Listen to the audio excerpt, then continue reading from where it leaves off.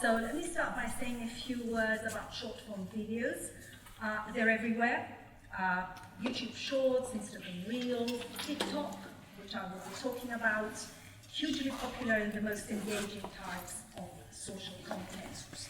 In my tracking work, I have established a close genealogical connection of short-form videos with Vibe, memes, and the platform feature of stories. Now I want to see short-form videos on TikTok as well as curated multimodal ensembles. We see a snapshot here of the different modes involved. We have different types of captions, for instance. Some are anacaps, some are related to the video. We've got lip-syncing facilities, which, as I will show, are quite important. And importantly, we've also got different subspaces. Space for comments, a space for description, and so on. Now, I want to give you a little context as to how I view short-form videos. And I view short-form videos as formatted small stories, and in doing so, I want to replace the term story curation with that of formatting. Or rather, I see story formatting as the result of a long-standing platform to curation of stories. What do I mean by formatted stories? In my tracking work, I've come to document users' everyday life stories on platforms as designed, recognizable, normative, replicable, typified practices with a templatized form and content. Also associated with specific types of self-presentation, namely that of authenticity.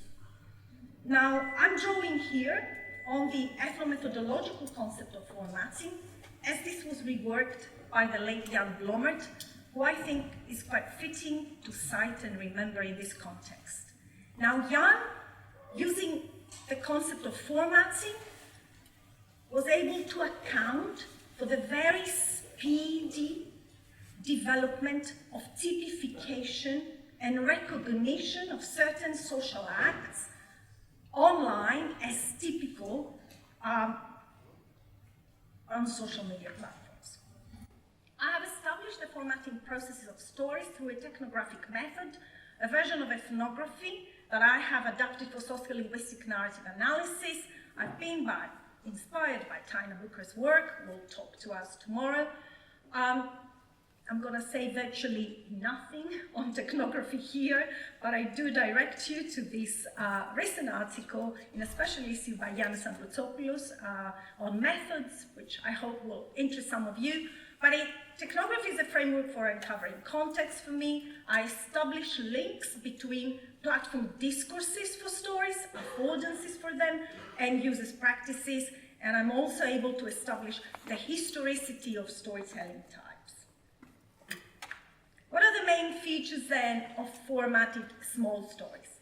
In the right column in blue font, you will find features that get accentuated on social media, become much more salient and frequent than the small stories I had documented in face-to-face interactional contexts. Of course, these features are intertwined with media affordances and the ecology of attention economy.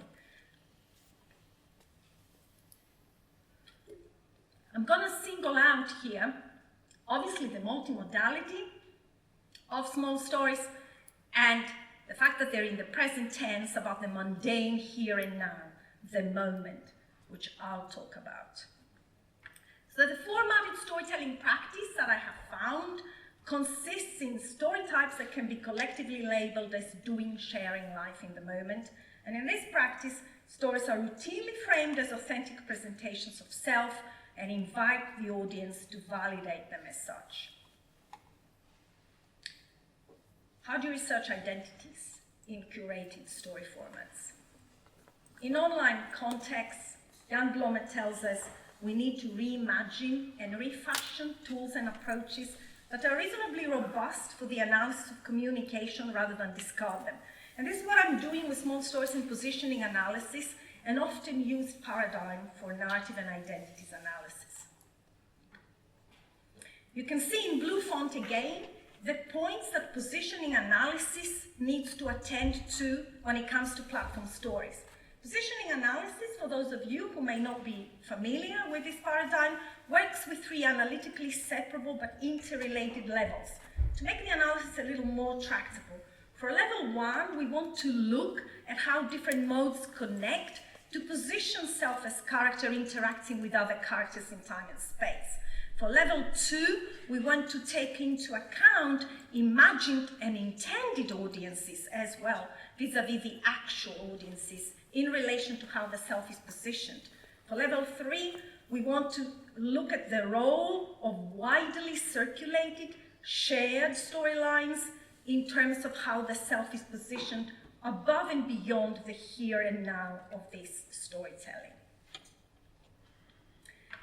So as part of reimagining positioning analysis then, I'm asking, how is the algorithmically preferred format of sharing life in the moment reconfigured and repurposed in TikTok short-form videos? How is self-positioned in interaction with audiences? How do TikTok affordances shape this positioning? I'm going to talk to you a little bit about the data sets I'm going to be drawing on for my discussion today. First of all, let me just say that 60% of TikTok users are Gen Z, and they spend on average 100 minutes daily on the platform. So market surveys show that they enjoy the music, the authenticity of the platform, the interactivity, the trends through which they can tell their stories.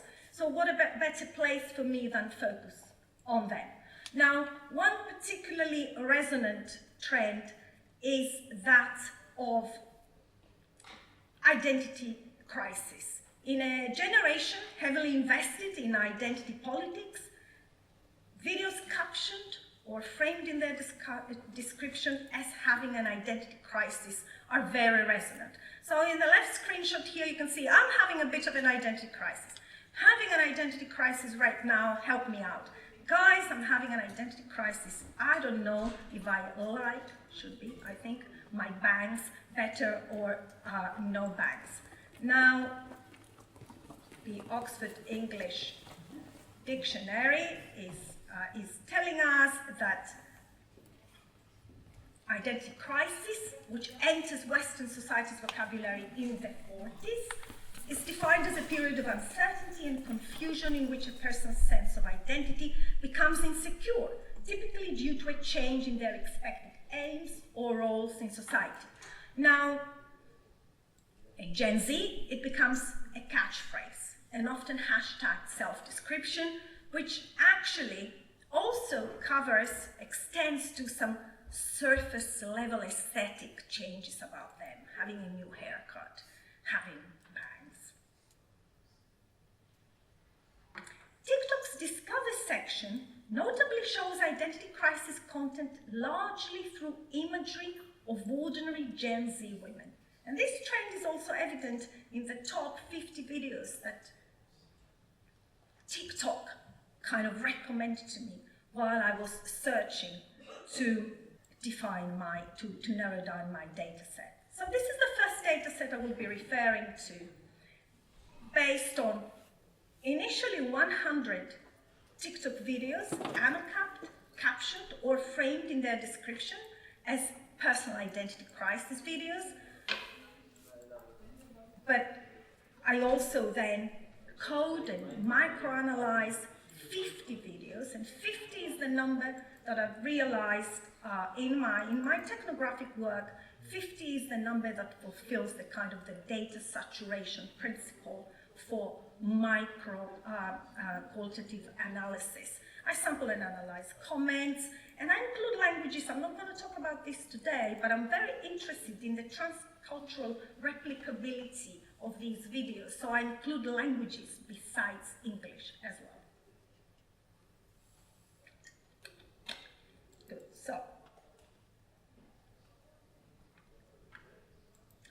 I'm also triangulating that data set with a second case study, which is part of a bigger collaborative project with colleague Ruth Page, which is here, and our focus with this data set is on family life as shared by Gen Z. So TikTok videos of family life have been a major trend since the pandemic, and we are looking by analyzing a particularly mimetic, formatted in terms of ANOCAP, video trend, when my mom, when your mom, when my dad, when your dad, blah, blah. I'll show you a little example in a minute. So we're looking at the microplots and we're looking at the roles and positionings within those stories. But I'm also interested in how the formatic practice of sharing life in the moment for doing authenticity gets reconfigured. I can't get you out of my brain. Oh, it's such a shame that we don't talk anymore. Okay, 90 seconds, right? And even below 90 seconds, blink and you miss them. I'll come back to this. And I have a counterpoint to these studies. And this is the phenomenal rise out of nowhere of a Greek politician through using TikTok and succeeding in appealing to Gen Z voters. Now, tackling the main demographic of TikTok. Stefanos Kasselakis, in 2023, an unknown entity, a non-politician, somebody who'd lived in America, rose to the leadership of the then opposing party in Greece through a series of 35 TikTok videos posted in 1 month, August to September 2023, after he declared his candidacy for this particular party, a left-wing party, notably. And those 35 TikTok videos have been characterized by political analysts as a communicative blitzkrieg. The use of rapid, overwhelming communication tactics similar to the military strategy of blitzkrieg to achieve a quick and decisive outcome in a non-military context, like marketing or negotiations. Through those videos, Kasselakis rose as an authentic politician on TikTok.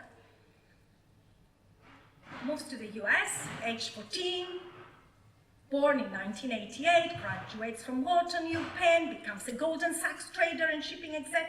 You wouldn't call this a trajectory that bodes well with the leadership of a left-wing party. Another unprecedented fact for Greek political life is that he's been openly gay and introduced his now husband, Tyler Macbeth, to Greek voters. So in 1 month, he wins that election. Right now, he's founded another political party after leaving Syriza, the left-wing party that he was initially voted as leader of due to in-party fighting and contestation of his leadership. You might think that those comrades were quite shocked when, out of 35 TikTok videos, he ended up getting the leadership over career politicians. Now, in a rapid media search, Kasselakis goes from unknown to a national fascination. Media fixated on his husband, their dog Farley, his homes, gym visits, fashion, coffee outings. Coverage shifted from politics to lifestyle, branded by commentators as light on policy, heavy on life, branded by himself and his followers, a lot of them young people and Gen Z, as an authentic politician, open, transparent, no divide between public and private self. Okay. So this is our data set. This is a typical for all these 3 data sets. What you will see is Excel sheets. We tend to work with lots and lots, humongous Excel sheets. Ruth can verify that because we also we download. We take a note of the metadata. These are some of the metadata. This is how the Kasselakis Excel sheet with metadata looks like. This is showing you, this is from Ruth and my project on the When My, Your Mom videos, showing you the soundtracks, which uses Lift from TikTok Sound Library. We accompany these with transcription of lyrics where they exist, as these are important for the analysis, as you will see. These, you can already see some of our visual categories coding. I will show you a little more in a while. I also use basic corpus methods, for instance, to establish key lexical choices in the speech or captions of the videos. This is from Kasselakis, and here and together are the top words. Not particularly surprising, he's grounding his stories in the here and now and in interaction with his followers. Along this coding, we have been doing visual format coding. We've seen in other sessions some of this coding is quite important. You might say, oh, is it important if it's a talking head or the whole body? Yeah, it actually is quite important. One shot versus multiple shots, but these are still general categories And these are still general categories, covering anything from cover image, image overlays within the video, to close and lightning. This is where it's getting a little more targeted. And this is microanalysis for positioning level 1. And we use captions and anocaps as a point of entry into how spatial-temporal worlds affect evaluation and action and interaction are constructed, and how this maps onto the visual, video, oral. Who is visible, audible, where, how? So by looking at the deictic makeup of anocaps or captions as a point of entry into this multimodal analysis, I'm able to look at who speaks, who takes responsibility for what is said, how this is done across modes, and how characters are built.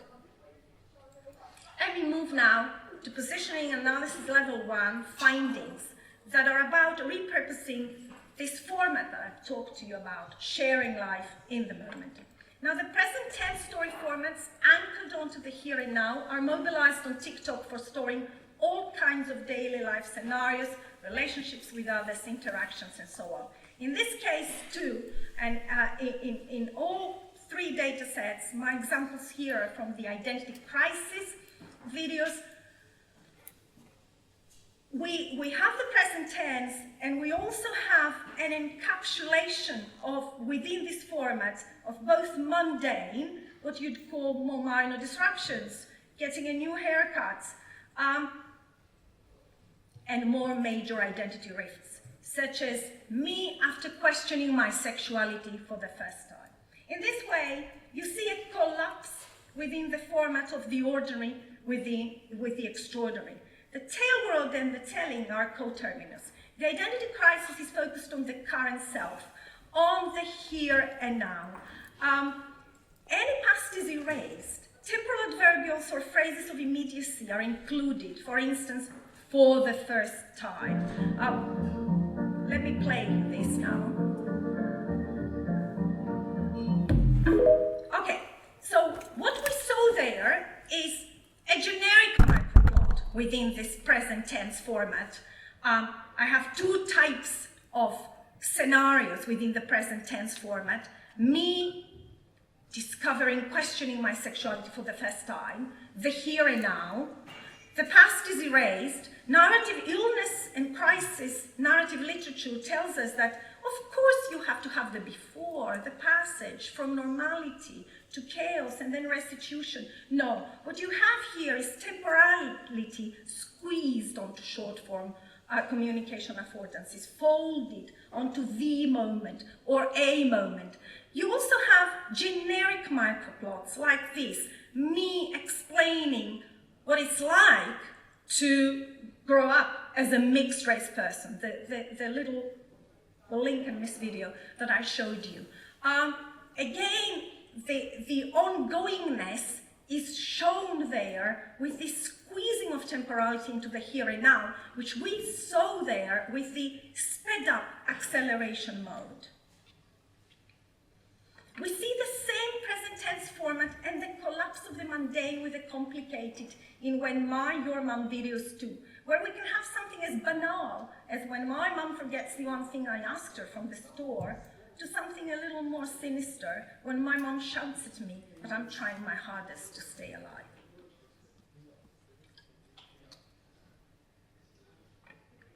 So I have documented the increasing association of sharing life in the moment with the identity project of presenting self as authentic, real, off the cuff, relatable, ordinary. Introducing stories as a platform feature has been a specific pivotal phase of this association. And I've also shown in our volume on influencers that was mentioned, how influencers actually strategically mobilize this association to present themselves as ordinary, like the other users. Kasselakis does the same. The appearance of Kasselakis' beloved dog Farley in a country that has lately become a dog-loving country is a major sign of bringing his mother into the microplot of his stories is another way of presenting himself as a typical Greek man, a mother's boy. The mother in one of his stories calls him on WhatsApp as he's filming himself, and he picks up while telling us, the viewers. So this kind of creates a sense of unscripted, spontaneous realness. Repurposing then often means borrowing the format of sharing life in the moment for purposes other than presenting ordinary life. We see this clearly in Kasselakis' stories of directives, as in this case, where we have a conflation of his ordinary guy self showing himself with his dog, being playful, stroking, looking relaxed in his living room, and on the other hand we have a series of directives to his followers that they go and vote. Directive actions are routinely signaled with red font for emphasis. They're sequenced little packages, and the story here ends again with this affective positioning, a focus back on him and the dog. So the ordinary, the personal, gets conflated with the political. Έφτασε η μέρα. Του δώσου μου μισή ώρα από την Κυριακή σου. Δεν χρειάζεται να είσαι 18 χρονών. Από 15 και πάνω ψηφίζεις. Δεν χρειάζεται να είσαι μέλος. Not that you understand. Βρίσκεις εδώ στο link το πιο κοντινό σου κριτικό τμήμα. Γράψε την τόπο, ψηφίζεις και δημιουργείς το μέλλον που θέλουμε. Πάμε επιτέλους να ζήσουμε τη ζωή που θέλουμε στον τόπο μας. Με τη νίκη. Πάμε!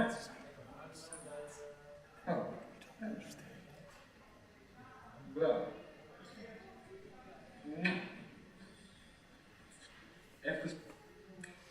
So I want to move now to see more closely how within the practice of sharing life in the moment, different semiotic modes work together to position self as a character in level 1.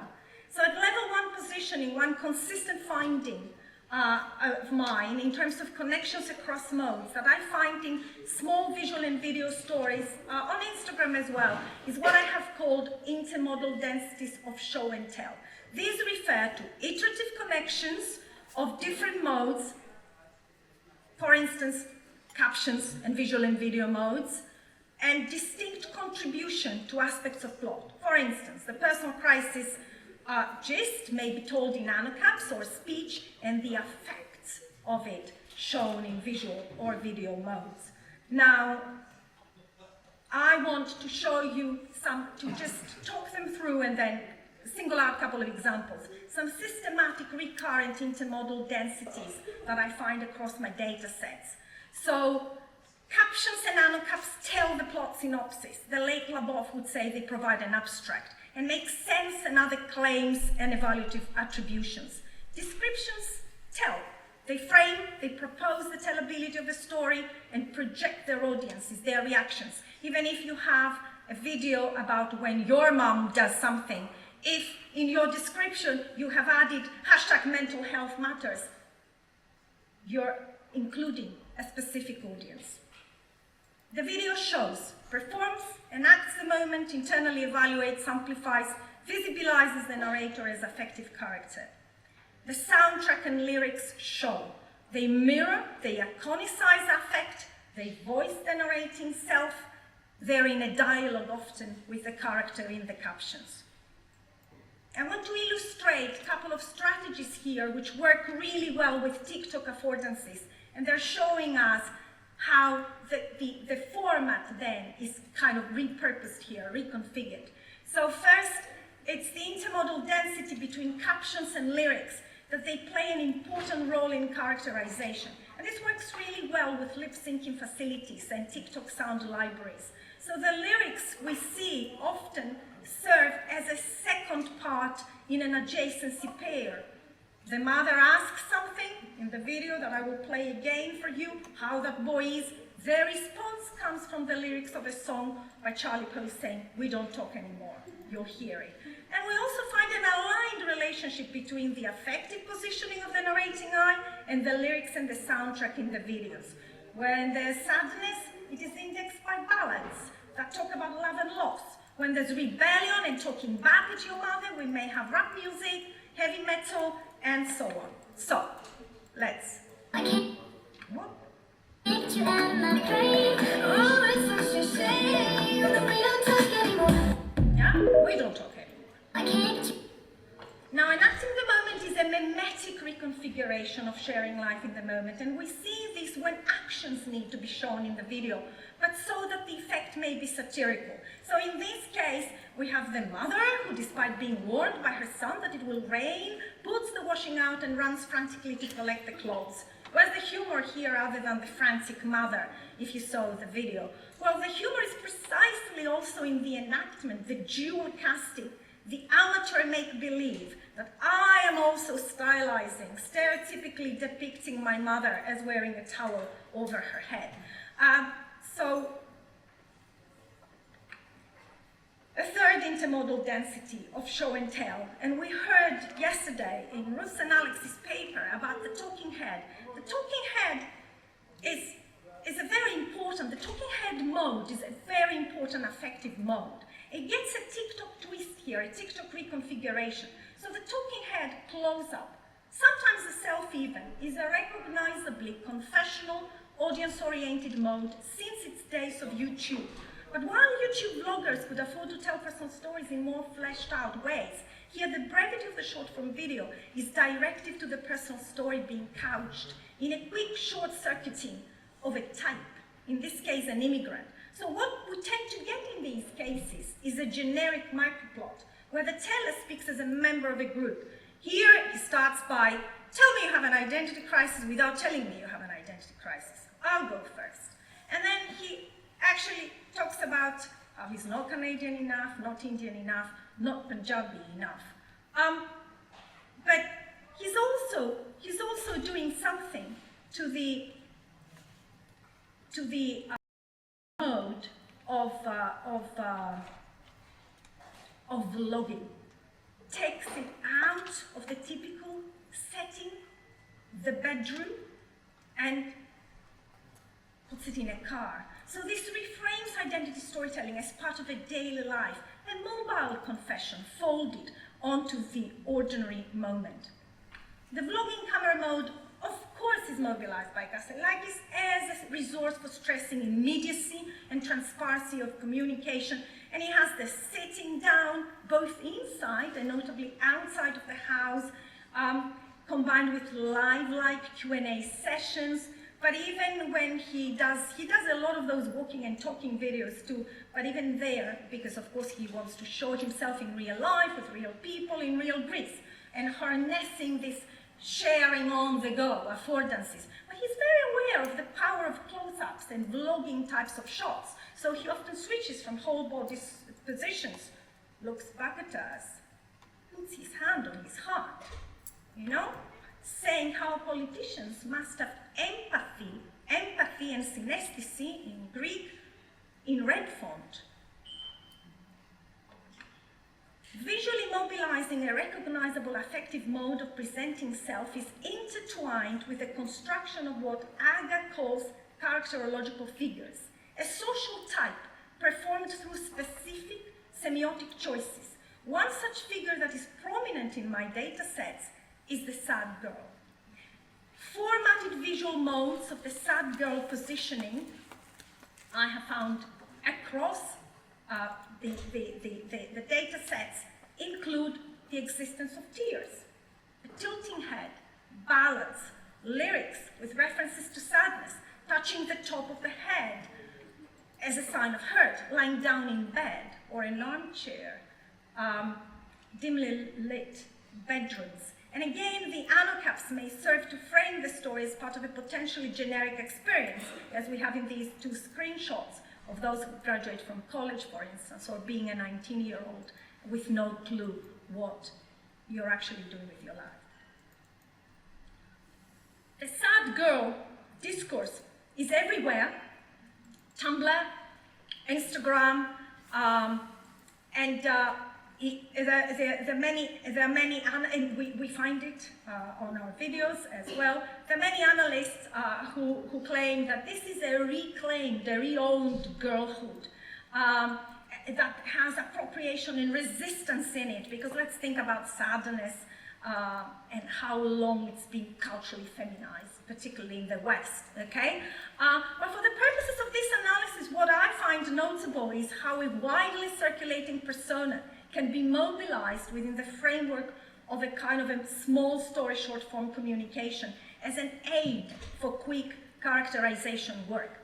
And I want to expand on this theme of showing through short-circuiting character types by discussing the extreme end of the continuum, where the character in the video is other than the tele-content creator. And showing characterological figures often relies on media of re-scripting.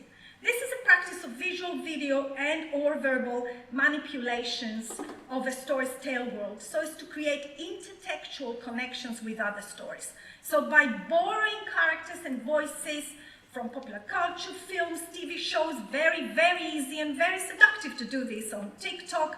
Users import shareables onto the here and now of a story. And I'll play this video for you. Me looking back at photos of my old self every time I'm having an identity crisis and breaking down because I don't know who I am. This is from Black Swan. I don't know if you've ever seen this film. This is played by Natalie Portman, a ballerina who takes that lead role, and that sends her into some kind of a mental turmoil out of the immense pressure.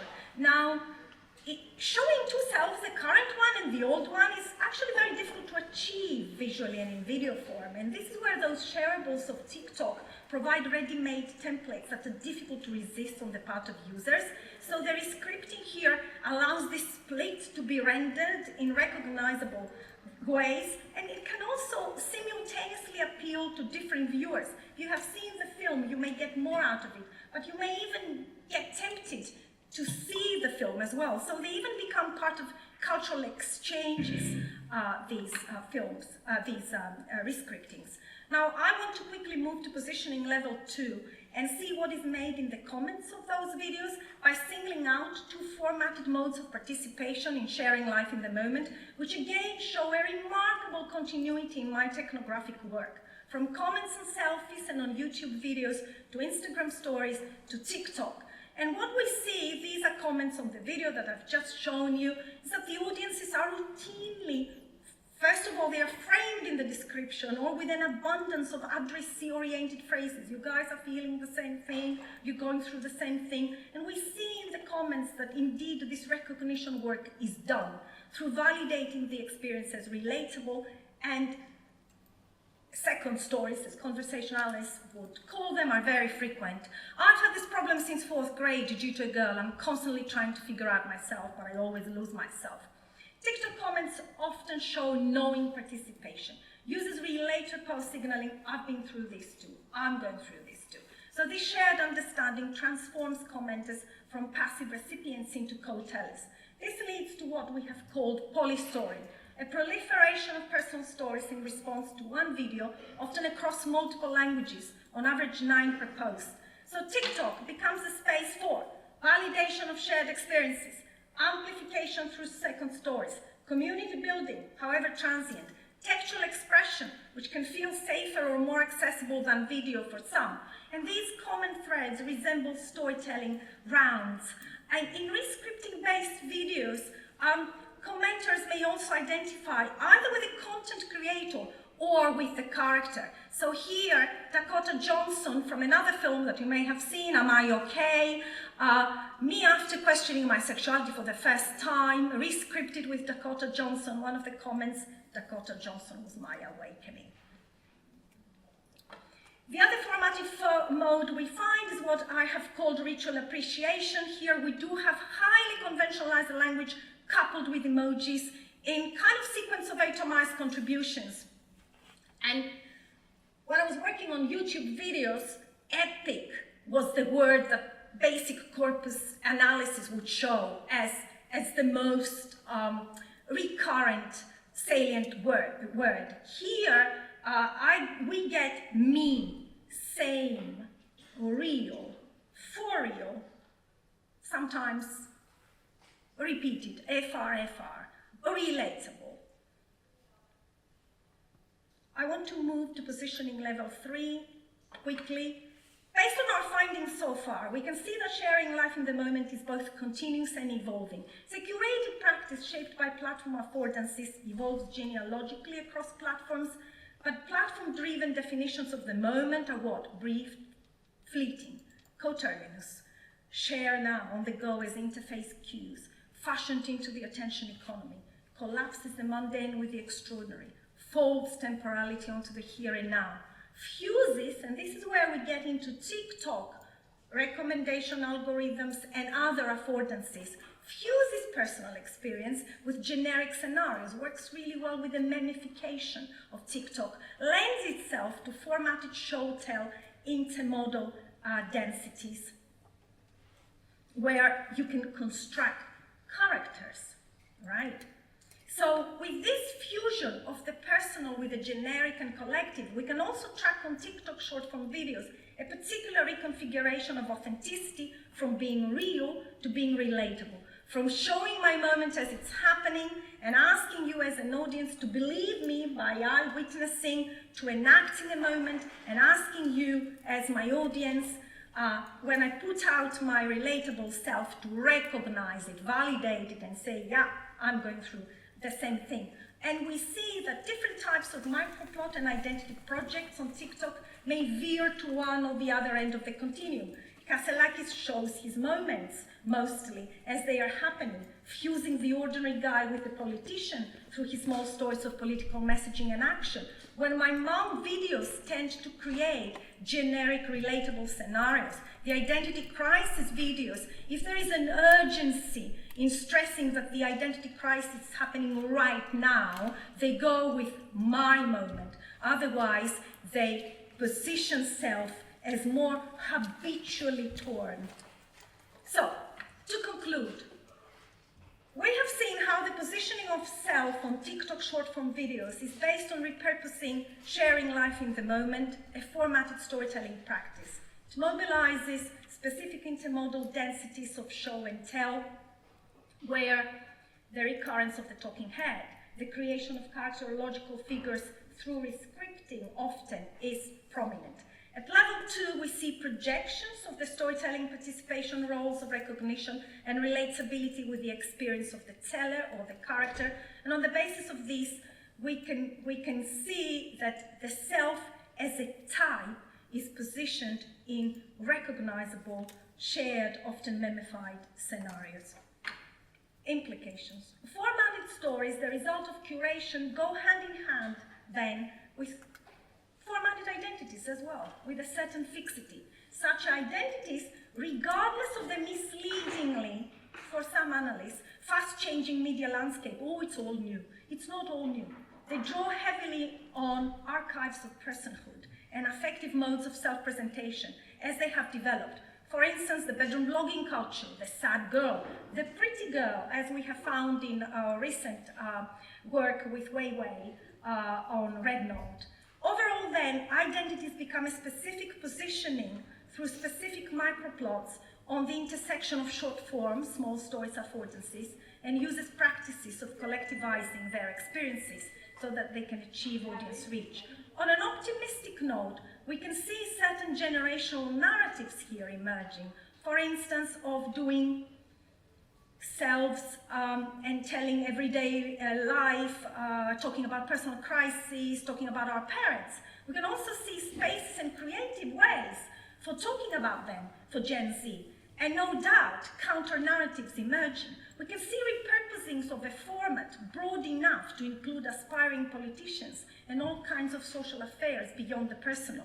On a less optimistic note, perhaps for some of us, narrative analysts, the templatization and replicability of such small stories may feel homogenizing and oversimplifying complex experiences. But beyond any personal or aesthetic or even generational, I'm not Gen Z if you have noticed, of the views of this phenomenon, the reality is that our ways of analyzing it need the sort of conceptual and analytical updates that I hope I have shown you. Thank you so much for your attention.